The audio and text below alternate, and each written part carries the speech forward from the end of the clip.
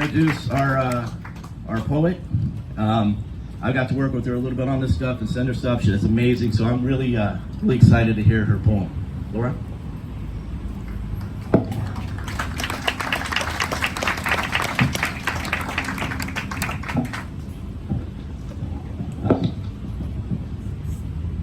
Thank you, Commissioner Brody, Commissioner Tooley, Commissioner Raley, Vice Mayor Welch, and Mayor Rydell, as well as Representative Pachowski, for the honor to speak today. The poem I wrote to commemorate today's occasion is entitled Our Baggage, a Creekside collaborative poem. The subject matter for this poem comes directly from the citizens of Coconut Creek who courageously served. The format is inspired by the 1990 short story that became a novel by author Tim O'Brien called The Things They Carried, a fictional piece inspired by his own experiences in Vietnam. Thanks to our commission and the social media networks, I was able to connect with numerous men and women who served and was able to collect the things my Creek neighbors carried with them into basic training or deployment, and then also the things they carried home upon being discharged. Using either their exact words or general ideas, I put together all the things they carried into one piece that creates one unified voice of one speaker. That speaker being a vet living in Creek who carried the burdens for us all. In essence, this piece is our veteran citizens' words, arranged by me to create one poem for today's occasion. I thank you to the veterans of Coconut Creek who responded to my call, thus allowing this poem to be born, allowing me to share your stories. I'll begin with these borrowed lines from Tim O'Brien's The Things They Carried, so that you can gain an understanding of the framework for this poem. The things they carried were largely determined by necessity. What they carried was partly a function of rank and partly of field specialty.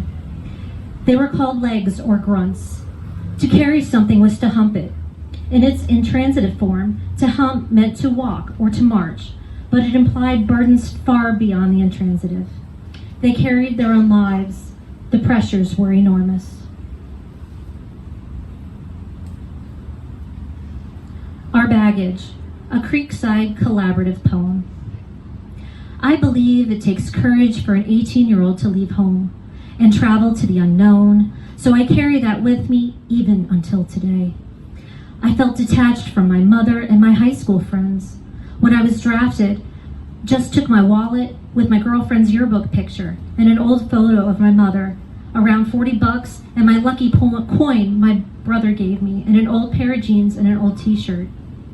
With my nickname stitched on the back of my dungarees, I quickly learned this was a status symbol of someone from a big city. I wore my Jewish star necklace in case I died so that they would know how to bury me. I was issued dog tags so I could never be lost. My blood type and religion were on them. God could never lose me.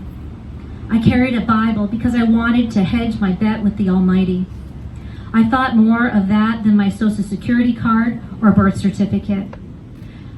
From the very first day to the last day, I had those tags around my neck, no matter where I was or what I was doing, and I thank God I was able to wear them home from combat. When discharged, I wore my issued old boots, comfortable, like an additional safety weapon for defense, just in case. I lived so much of my life in those boots and in my field jacket. It was warm in the winter, and sometimes my whole life was in those pockets. I wore a beret. I wore fatigues. I wore my 4 air medals. I wore the Merchant Marine Expeditionary Medal for the Gulf War. I wore my name in stripes on my Army field jacket. I wore my heart on my sleeve. I wore my American pride and the feelings of an optimistic future. They say if you're going to go, you don't take anything, just a goodbye letter to kids and mom. What I brought home at the end of my service was my jungle knife and my short timer stick from Vietnam, along with my honorable discharge. Images of countries I traveled to, the various people I came in contact with, countless memories well worn into my head. And I thank God I was able to wear this all home.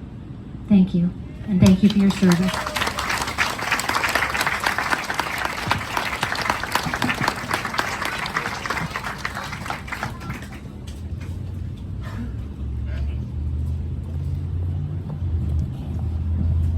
when they ask me what sort